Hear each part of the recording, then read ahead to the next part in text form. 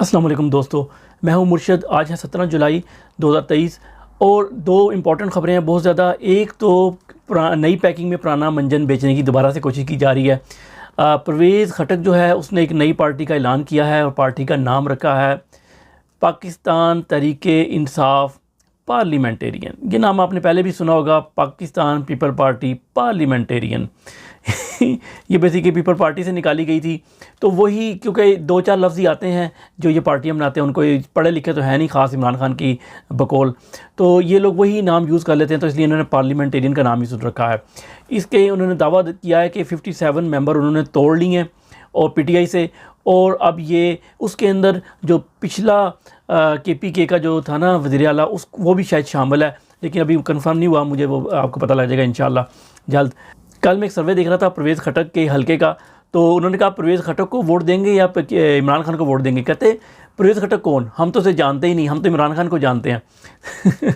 तो ये जो कहता है ना, मैं इमरान खान को मैंने सियासत सिखाई है, और मैंने जो थे पता नहीं कितने हज़ार जो थे ना जैली अकाउंट्स बनाए थे, यानी ख़ुद ये अपनी जो है ना चार्ज शीट के ख़ुद एक्सेप्ट कर लिया हुआ इसने कल ट्विटर के ऊपर। तो इंशाल्लाह जब हमारी हुकूमत आएगी तो ये चार्ज शीट इसको ज़रूर इसका जवाब देना पड़ेगा। दूसरी न्यूज़ सबसे ज़्यादा इम्पॉर्टेंट है। एक साहब के बंदे का, एक कुत्ता साहब ने इंटरव्यू, मेरा मतलब है सलीम साफ़ी ने इंटरव्यू लिया है एक मोहसिन बेग का। ये मोहसिन बेग को आम आदमी नहीं है। जिस दिन चीफ़ ऑफ आर्मी साहब ने हलफ उठाया था, तो शाम को उन्होंने अपनी पहली तस्वीर जारी की थी ऑफिशियल, और वो इसी बंदे के साथ थी, और उसमें वो एक दूसरे के कानों में कुछ खुसर फुसर कर रहे हैं, यानी कुछ साजिश वगैरह बताया जा रहा है कि हम इकट्ठे हैं। तो उसने इंटरव्यू दिया है, ये कोई आम बंदा नहीं है। आप लोग पहले एक क्लिप सुन लें इस इंटरव्यू का, फिर इससे आगे बात करते हैं। वेस्टर्न ताकतों की जितनी हिमायत उनको हासिल है वो न नवाज शरीफ के हिस्से में आई थी, न जरदारी के हिस्से में आई थी। जिस बंदे के हक़ में इजराइल तक से आवाज़ें उठ रही हों, इसने जब तक हमारे साथ दोस्ती थी और इलेक्ट होने तक इसने अपने आप को कैमोफ्लेज किए रखा, इसने अपनी असलियत जाहिर नहीं की। ये न्यू कॉन का हिस्सा था, ये उसी लॉबी का हिस्सा है। उन्होंने इसको लॉन्च किया और बड़े टेक्टफुली लॉन्च किया। उस वक्त सलीम भाई ये टाइम नहीं था कि मैं वो पीछे जाके बैकग्राउंड, मुझे लोगों ने बहुत, किसी मुल्क में तो वो एक बैकग्राउंड लेके चलती हैं। ये जो शौकत खानम था, ये चैरिटी वर्क, इसके बैकग्राउंड में उन्होंने उस वक्त लॉन्च किया उसको कि ये ईमानदारी तो आपके सामने आ गई भाई। एक मुफ्तबर आदमी है, लोगों की जेब पे गुजारा करता है। उसकी बीवी ने कहा ये घर की ग्रॉसरी, यानी कि घर का सौदा सल्फ अपने पैसों से नहीं ला सकता। अब आप शौकत खानम पे क्या क्रिटिसिज्म करेंगे बताइए? वो जी शौकत खानम बनाया, इसने बनाया। हाँ, ये लेगेसी माल लोगों से खाता है, पहनता चलता लोगों की गाड़ियों में। तो जो मॉरल करप्शन थी, जो ऑडियोज निकली, जो फिल्थी जहन था, इसका गंदा जहन था, वो आपने ऑडियो में नहीं सुना। कुत्ता साहब ने जो सवाल किया है वो वही है कि एक बयानिया बनाया जा रहा है कि इसराइल का एजेंट, जो कि आपको पता लग जाएगा कि ये इसराइल का एजेंट इमरान खान को जो कहते हैं, ये असल में बयानिया 20 साल पहले किसने दिया था। और उन्होंने आज ये सवाल का जवाब उससे पूछा गया है कि इमरान खान की तो वेस्ट और ख़ास तौर पे इसराइल ऐसी हमायत कर रहा है कि ऐसी हमायत तो ना उसने नवाज शरीफ की, ना बेनज़ीर की, ना जरदारी की। तो इसकी क्या वजह है, ये सवाल था बेसिकली। तो उसके जवाब में उसने जो पहली बात की ना, इंपॉर्टेंट बात, 7 पॉइंट हैं, इस बात से निकलते हैं। नंबर 1 पॉइंट जो है उसने उठाया कि इमरान खान जो था ना, क्योंकि ये पहले पीटीआई में था ये बंदा, और बाद में इमरान खान की गवर्नमेंट आई तो ये छोड़ के चला गया था। इसने कहा कि इमरान खान जो था ना, उसने अपने आप को छुपा के रखा हुआ था। उसके 2 फेसेस हैं, वो सामने कुछ है, अंदर कुछ है। मतलब कि जब ये हुकूमत में आया और इमरान खान ने मदीना की रियासत का नारा लगाया, तो इनके तो पाँव के नीचे से ज़मीन निकल गई कि शराब का, कहते हैं कि इस मोहसिन बेग का कारोबार, शराब का कारोबार पाकिस्तान में सबसे बड़ा कारोबार इसका ही है। तो इसके तो पाँव के नीचे से ज़मीन निकल गई कि यार ये बंदा कैसे इस तरफ आ गया, ये तो बड़ा मॉड स्कॉड किस्म का बंदा था और बड़े इसका उठना बैठना ऐसे लोगों में था शुरू से रहा, तो ये इस्लाम क्या कैसे हो गया। तो इसको शौक पहुंचा, और फिर इमरान खान ने जाके ला इलाहा इल्लल्लाह अक़वाम मुत्तहिदा में पढ़ दी, तो इनको तो मौत ही वाक़या हो गई।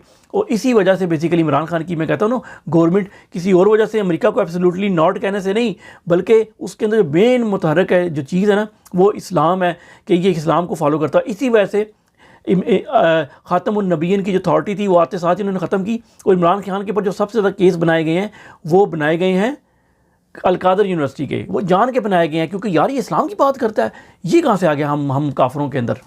दूसरा अटैक इस बंदे ने तो नहीं, इस बंदे के, ये जिसका बंदा है बेसिकली, उनका जो टारगेट है वो है शौकत खानम।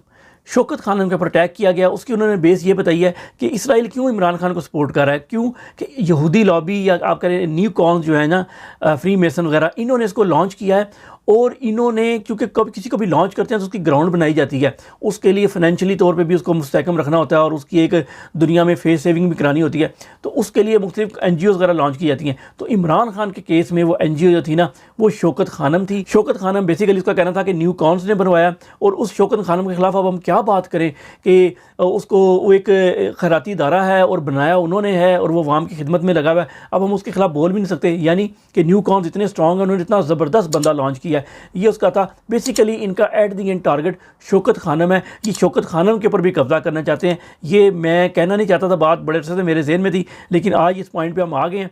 तो आपको ये पता होना चाहिए कि शौकत खानम पे कब्ज़े की भी तैयारियां की जा रही हैं।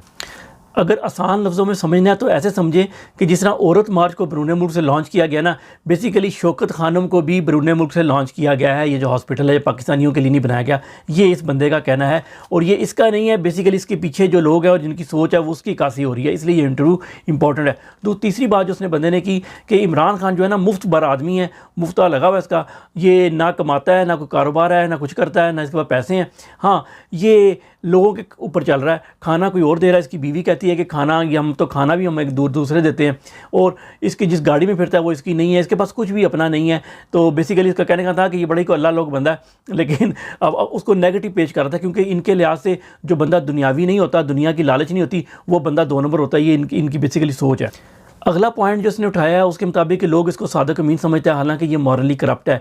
इसकी हमने जाली ऑडियो बना के निकाली हैं। ये जो प्राइम मिनिस्टर था उसका तो हम छुप छुप के इसकी रिकॉर्डिंग करते थे, विवाद में मिक्स करके उसकी हमने चलाई हैं, लीक की हैं ऑडियो। तो इसका मतलब है कि ये जो है ना, ये बंदा मॉरली करप्ट है, हालांकि जिन्होंने लीक की थी असल में वो मॉरली करप्ट है। तो अब मैं अगली आपको वीडियो क्लिप दिखाता हूँ, छोटा सा हिस्सा, जिससे आपको पता लगेगा ये अपनी ही बात करके अपनी ही बात की नफ़ी करेगा। मतलब झूठ के कोई पैर नहीं होते, अपने आप को झूठा साबित करेगा। ये देखें, 3 अरब रुपया इसने इकट्ठा किया लोगों से टिकटों का, और जो कि आजकल ये खर्च भी कर रहा है, और मोस्टली पैसा इसकी बेगम के पास है, क्योंकि वो औरत भी मोहब्बत में नहीं आई थी इसके पास। इतना कोई ये रेस्पुटीन नहीं है कि इसके साथ औरतें जुड़ जाएं। ये तो मुफ्त भरे ये अमीर औरत के साथ जाता है जो इस पर खर्च, इसके पास इतना कोई ये तो मुफ्त भरे ये अमीर औरत के साथ जाता है जो इस पर खर्चा करे। ये औरत सिर्फ माल बनाने आई थी, वो उसने उसी के पास है। इसने एक इल्ज़ाम लगाया कि इमरान खान ने जो टिकट दिए थे पिछले दिनों, जब ये 14 को इलेक्शन होने थे जो कि नहीं हुए, तो उसमें इमरान खान ने 3 अरब रुपया जो है ना वो लोगों से वसूल किया है। और वो इसने बल्कि इसके पास अब इसके पास इमरान खान हमारे पास पैसे नहीं है तो साबित क्या करें। तो उन्होंने कहा नहीं, इसके पास नहीं है, इसकी बीवी ने रखे हुए पैसे। इसका कहने का मतलब है कि इमरान खान मुफ्त भर रहा है। जो पहले इसने कहा कि अपना कुछ भी नहीं है, ये अमीर औरतें फंसाता है, अमीर औरतों के साथ रहता है, ताल्लुकात भी अमीर लोगों के साथ रखता है, उठता बैठता अमीरों में है, लोगों के पैसों के ऊपर ज़िंदा रहता है। हाँ, लेकिन ये उसी औरत के साथ जाता है जो कि अमीर होती है, इसकी हिस्ट्री है। लेकिन अब सवाल पैदा होता है कि बुशरा बीबी तो अमीर औरत नहीं थी, तो नहीं, वो ये पहली औरत है जो इसके पास मुफ्त बरी के आई है, मतलब इमरान खान के पैसों पे जीने के लिए आई है। बेसिकली अपनी बात की नफ़ी कर दी, तो फिर इसका मतलब है वो अमीर औरतों के पीछे या अमीर लोगों के पास नहीं जाता था। तो अपने आप को झूठा साबित करते हैं, क्योंकि झूठ के पैर नहीं होते। अब सारा इल्ज़ाम जो उठा के जो ना ये इमरान खान की बीवी के ऊपर लगाना है, बेसिकली इसमें बीच में इंटरव्यू में ये भी घर की औरतों के ऊपर भी काफ़ी इल्ज़ाम लगाए हैं।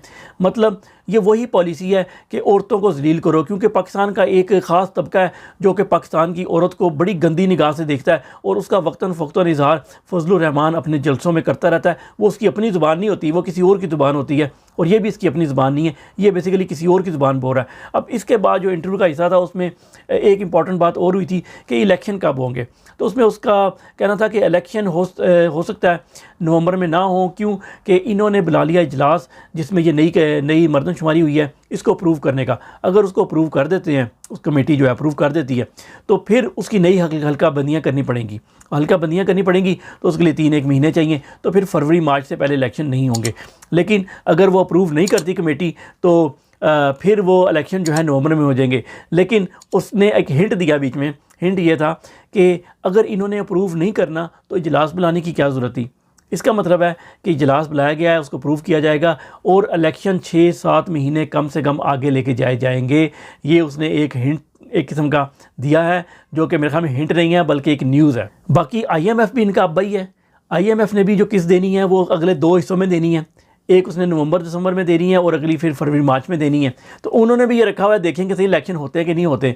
तो ये उन्होंने भी इनके ऊपर एक डंडा लटकाया हुआ है कि लेट्स सी आगे क्या होता है। लेकिन दुनिया देख रही है, जब तक ये जंग जारी है यूक्रेन की, तब तक इनका पल्ला भारी है। जिस दिन ये जंग ख़त्म हो गई उस दिन आप देखिएगा कि पाकिस्तान की जो थी ना पॉलिटिक्स और हर चीज़ सीधी हो जाएगी, बल्कि उल्टी तो नहीं कहना चाहिए।